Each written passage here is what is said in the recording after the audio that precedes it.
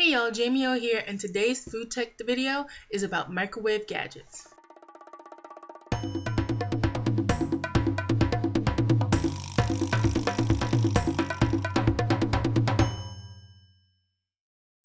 Hey y'all, so today's food tech video inspiration actually comes from one of you guys.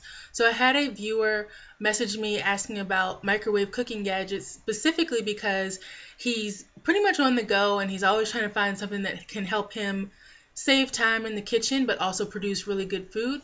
But the issue is every time he buys a microwave cooking gadget, it does not work or it melts on him. So I hope that this video can help to relieve these issues for him.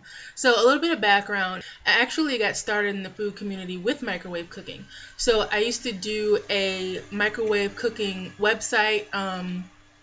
I did some newspaper articles, and I did and still sometimes do live demonstrations for microwave cooking geared towards college students. Basically, this came about because of my own interest in college during undergrad, and I learned a lot of really cool recipes. I even did creme brulee in the microwave once.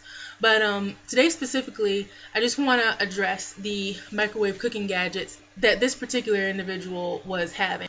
I haven't seen as many lately, but I've definitely seen a lot of microwave cooking gadgets, and to me, they're just complete unitaskers.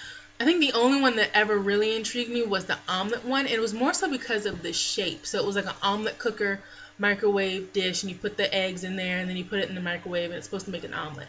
The only reason that intrigued me was because it gives you that omelet shape, and sometimes the foods that you eat, like, it's just as much about the shape that it's in as it is about the taste and flavor. So that one kind of intrigued me, but overall, I really don't see a need to buy like a specific mug. So for say like cooking soup or cooking cakes, you can use any microwavable dish.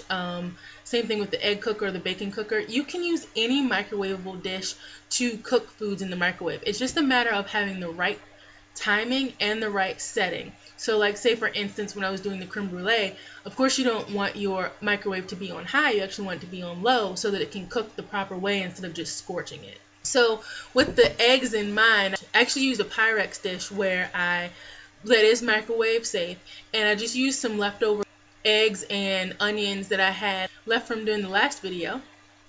And so basically I just put it in this anchor dish and microwaved it for about, I don't know, a minute and a half, and it came out pretty good.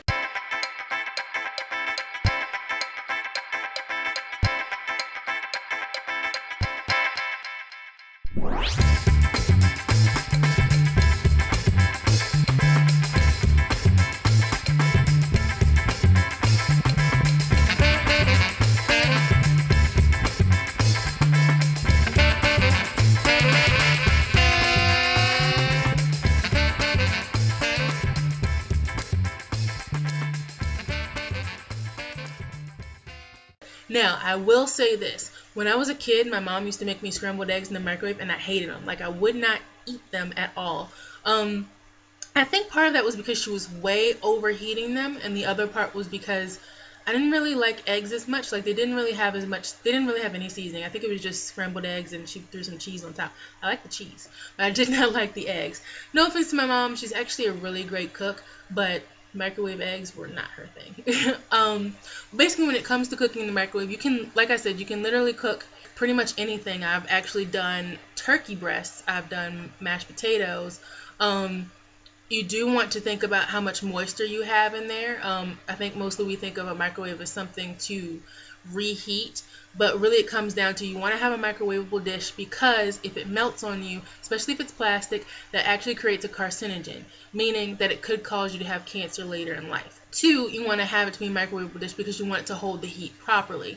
When you have a non-microwave safe dish, you know that it usually heats up really, really hot, and it can actually break on you if it's something ceramic, or like I said, it can melt on you. That's not a good thing. You want to have something that can hold that heat, as microwaves do cook from the inside out, unlike an oven that cooks from the outside in. You want to pay attention to your cooking time. So yes, you can do a cake in there, yes, you can do, like I said, the scrambled eggs, but you're going to want to turn it on and off. You don't want to just try to zap it through there.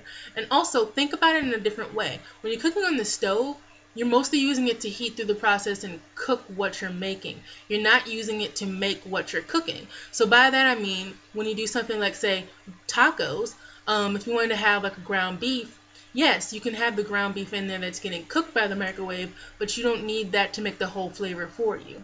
So what I'm saying is, if you to put ground beef or tofu in a skillet pan on the stove, you're going to put it in there, kind of heat it up, add your seasonings. For the microwave, you want to add your seasonings, put it in a microwave safe dish, then put it in the microwave. About every minute, maybe 45 seconds to a minute, you're going to want to stir it and do that until it's done. By stirring it, you're not going to have all those crispy bits on the outside. Same thing with this egg recipe that I did. I could have made it just a frittata, just like those egg muffins in the last video. However, I want it to be more like a scrambled egg, and if I had left it as a frittata, it would have been a little crispy and rubbery at the top, versus stirring it halfway through made it just like scrambled eggs on the stove. So I absolutely do not think that you need a specific microwave gadget. If you're going to do like bacon in the microwave, just put it on a microwave safe dish, put a napkin over it, cook it. That's pretty much it. Treat it just like you would the stove, where you're not looking at the microwave as doing the true cooking, but as it being a vessel for you to heat your food thoroughly.